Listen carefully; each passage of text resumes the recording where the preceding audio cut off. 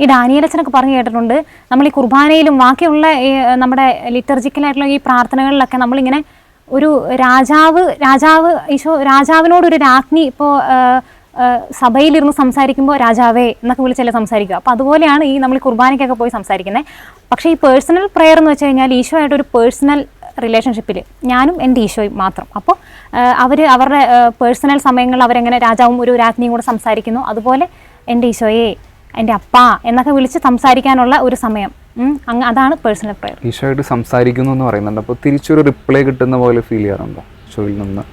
അതെനിക്ക് ഈശോ ആയിട്ട് അങ്ങനെ സംസാരിക്കുമല്ലോ, ഒന്നല്ലെങ്കിൽ ഈശോ വചനത്തിലൂടെ സംസാരിക്കും, അല്ലെങ്കിൽ ഞാൻ കാണുന്നതൊക്കെ എനിക്കിങ്ങനെ ഞാൻ സംസാരിച്ചതിനോട് ബന്ധപ്പെട്ടായിരിക്കും. ചിലപ്പോൾ ഞാൻ ഒറ്റയ്ക്ക് പ്രാർത്ഥനയൊക്കെ കഴിഞ്ഞ് ഇറങ്ങി വരുമ്പോഴത്തേനും ഇവർ പപ്പയും അമ്മയൊക്കെ എന്തായാലും സംസാരിക്കുന്നത് അതിനെപ്പറ്റിയായിരിക്കും. അപ്പോൾ അതെനിക്ക് എന്തെങ്കിലും ആൻസർ ആയിരിക്കും.